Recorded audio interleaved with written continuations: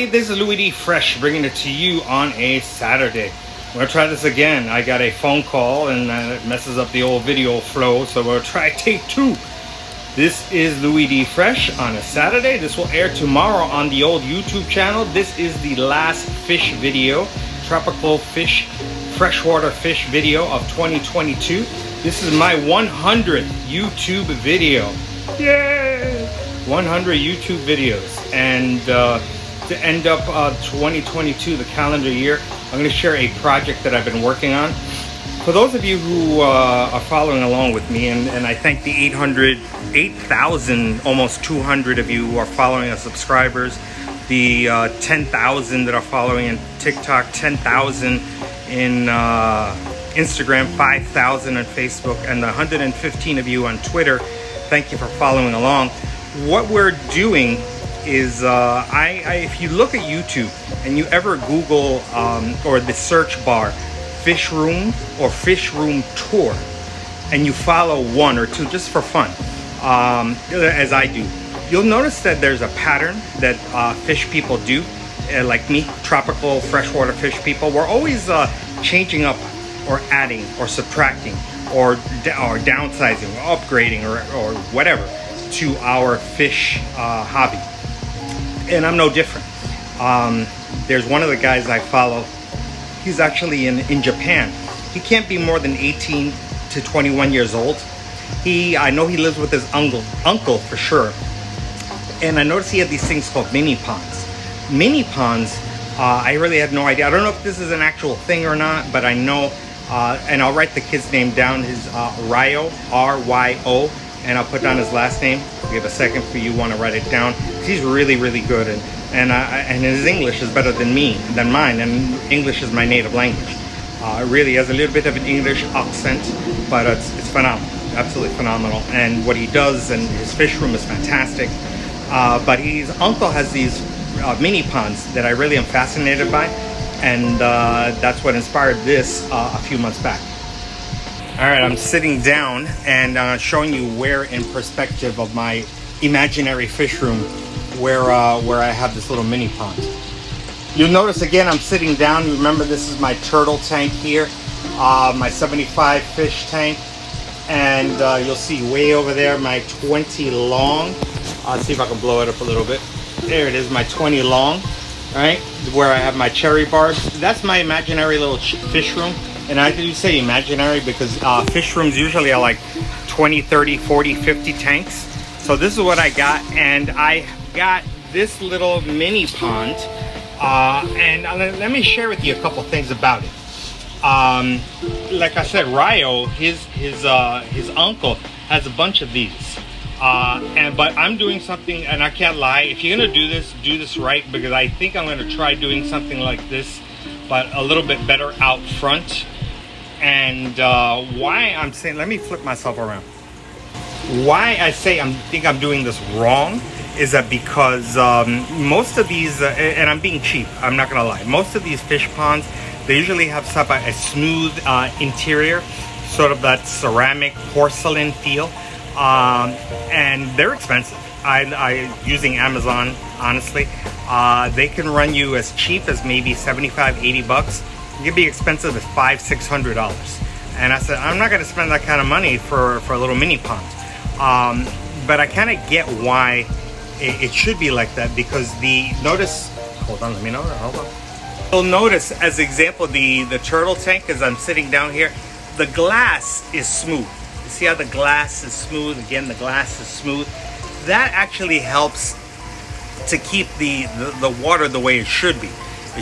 Because it's in a container and it's not being tinted or damaged or compromised in any way.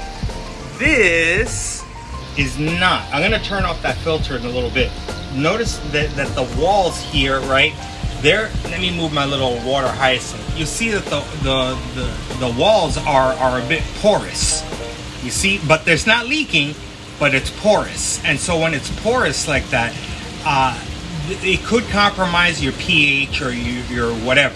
And I noticed when I first started this about 6 months ago that I did have quite a number of fish die because it was it really wasn't ideal setting. So if you're gonna do this, get a smooth porcelain type of holding container. Now, continuing with this thing, this has quite a saga, as I told you. Initially, this little mini pond was for Japanese rice fish, and I think I've shown you these rice fish before. I'm trying to see if I can spot one. They're in my 75-gallon tank now because I told you that I had a toad, and the toad actually has kind of disappeared. Todd the toad, I've seen him 2 or 3 times since I posted that I found him, but he's kind of disappeared. I don't know where he's gone. He's just disappeared. So I'm a little upset by that, but hopefully it's because it's winter time here in South Florida. It's not terribly cold right now. It's probably in the low 70s. I know next weekend is going to be chilly. It's going to be in the 40s and 50s, which is really rare for South Florida. I can't lie, I can feel a little coolness in the air. So maybe that might be the reasoning. But I want to see if I could spot one of these Japanese rice fish, because I had them in here, but the reason they're not there anymore in this pond is because the toad started to eat them. I think I spotted a rice fish. Let's see if I could, because there's so many fish in here, which is a blessing. There's one right there.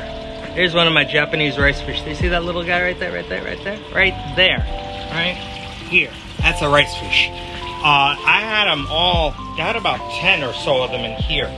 And now I only have like 5 or 6 of them.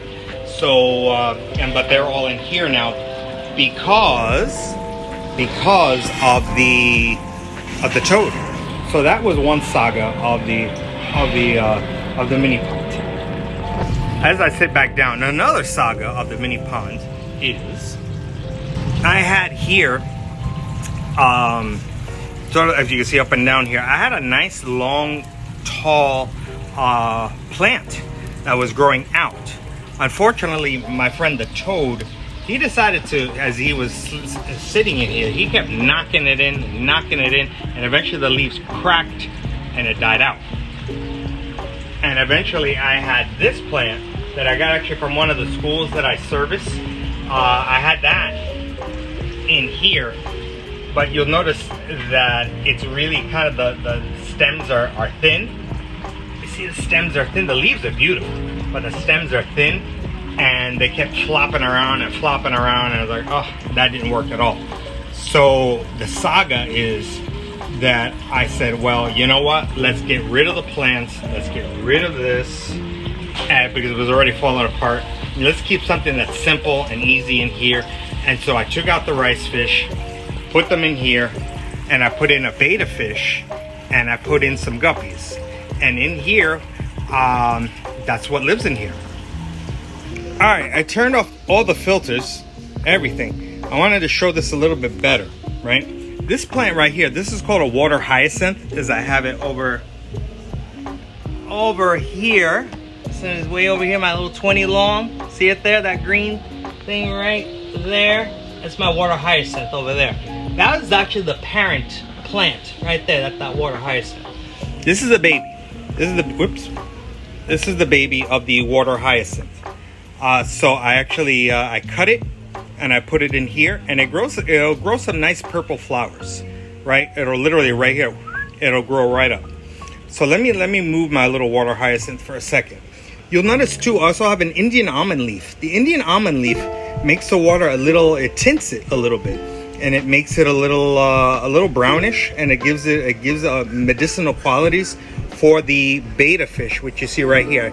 Actually, I got this betta fish for free from the fish farm, not because I'm a nice guy, but because I work in education and they were giving stuff away to educators a few months back, and so I picked one up, and so I got them for free.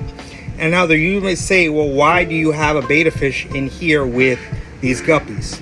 Truth, so that he could eat some of the guppies. That sounds weird and cruel, but the truth is that if I don't have something to a predator in here, they will. It's going to get bad. There's going to be an overpopulation. So he actually takes care of the overpopulation. I also have a heater in here because at least until the middle to end of April, because you'll get some cool days. Like right now, all kidding aside, it is cool. I feel a nip in the air, and this will keep the tank warm. But one thing I did really realize that I thought was a happy problem was these Amazon swords, which one day I'll talk about on Species Sunday. I have had no luck growing Amazon swords, zero, because I tried putting fertilizer and the fertilizer wasn't working, and because I had too much sun. I find that this opaque structure here helps to shade the incredible intensity of the sun here in South Florida. And so because of that, these plants are amazingly doing very well. I never ever thought that that would work. So that was a real positive about this. And of course, I have my world famous Anacharis, which is the floating plant, which is really a blessing, because that a lot of the babies hang out in there, and it provides a source of nourishment. And also I use, which is what I turned off, this is my filter. I don't have a canister filter, or as I have over here on this side here, a hang at the back filter, but because you notice that this rim is too thick. So I had to do some research. I said, what kind of filter should I get? So I could filter because you need a filter. There's no way, well, you don't need a filter. You need a filter. And so I found that the sponge filter, which is this, I'm not going to take it out of the water. I don't want to compromise what's going on here. But this sponge filter, I take it out every other week. I squeeze it. I take out all the poop, to be honest, and then I put it back in. I use bacteria-filled water because I don't want to mess up the bacteria flow going on in there. So that's really it. That's really what I got going on in here. You'll see the beautiful little guppies and the betta fish. I can't believe how beautiful the Amazon swords are. And this is only about a 4-gallon bowl. There's not much going on in here.